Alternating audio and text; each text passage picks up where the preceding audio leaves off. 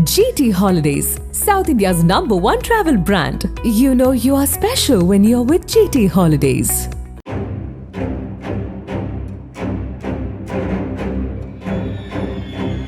உத்தரப்பிரதேசத்தின் மஹோபா மாவட்டத்தைச் சேர்ந்தவர் 70 வயதான ஓம் பிரகாஷ் சிங்.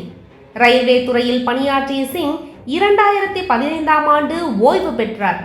2016ஆம் ஆண்டு சிங்கின் மனைவி இறந்துவிட்ட நிலையில் அவர் தனது மனநலம் பாதிக்கப்பட்ட 27 வயது மகள் ரஷ்மியுடன் வேறொரு வீட்டிற்கு குடிபெயர்ந்தார்.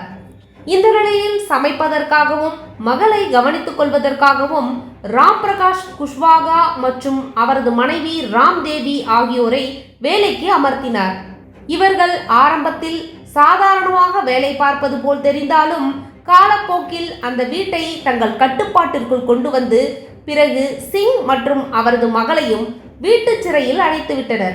தரைதளத்தில் உள்ள அறையில் சிங் மற்றும் ரஷ்மியை அடைத்துவிட்டு அந்த தம்பதியினர் மாடியில் சொகுசாக வாழ்ந்து வந்துள்ளனர். 5 ஆண்டுகளாக அறையில் அடைக்கப்பட்ட தந்தை மற்றும் மகள் இருவரும் உணவு மற்றும் பராமரிப்பு இல்லாத காரணத்தினால் பெரும் துயரத்திற்கு ஆளாகியுள்ளனர். இதில் சிங் 29ஆம் தேதி உயிரிழந்து விட்டதாக தகவல் பரவியதை அடுத்து சிங்கின் சகோதரர் அமர் சிங் ரத்தோர் மற்றும் உறவினர்கள் அங்கு வந்தனர். அங்கிருந்த காட்சிகளை கண்டு அவர்கள் அதிர்ச்சி அடைந்தனர். இளம் பெண் ரஷ்மி எலும்புக்கூடான நிலையில் உயிருடன் மீட்கப்பட்டார்.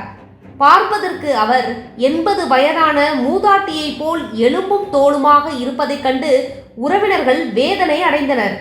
இது குறித்து பேசிய அமர் சிங், நாங்கள் எனது சகோதரரை சந்திக்க வந்த போதெல்லாம் அவருக்கு உங்களை சந்திக்க விருப்பம் இல்லையாம் என்று கூறி இந்த தம்பதியினரே எங்களை சந்திக்க விடாமல் தடுத்து விட்டனர்.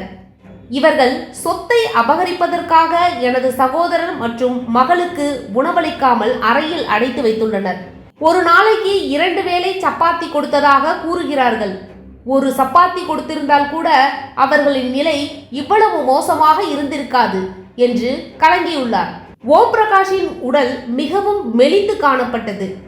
ரஷ்மி ஒரு இருண்ட அறையில் நிர்வாண நிலையில் எலும்புக்கூடாக காணப்பட்டார். இந்த நிலையில் ஓம் பிரகாஷ் உயிரிழந்ததை மருத்துவமனை நிர்வாகம் உறுதி செய்தது. அவரது உடலை காவல்துறையினர் பிரேத பரிசோதனைக்கு அனுப்பி வைத்துள்ளனர். இதுகுறித்து போலீசார் வழக்கு பதிவு செய்து தம்பதியினரிடம் விசாரணை நடத்தி வருகின்றனர். மேலும் போஸ்ட்மார்ட்டம் ரிப்போர்ட் வந்த பிறகு உண்மை தெரிய வரும் என்று காவல்துறையினர் தெரிவித்துள்ளனர். வேலைக்கார தம்பதி சொத்தை அபகரிக்கும் நோக்கத்தில் வீட்டின் உரிமையாளரை வீட்டு சிறையில் அடைத்து உணவளிக்காமல் பட்டினி போட்டு கொன்ற சம்பவம் உறவினர்கள் மற்றும் பொதுமக்களிடையே பெரும் அதிர்ச்சியை ஏற்படுத்தியுள்ளது. இது குறித்து விசாரணை நடத்தப்பட்டு வருகிறது.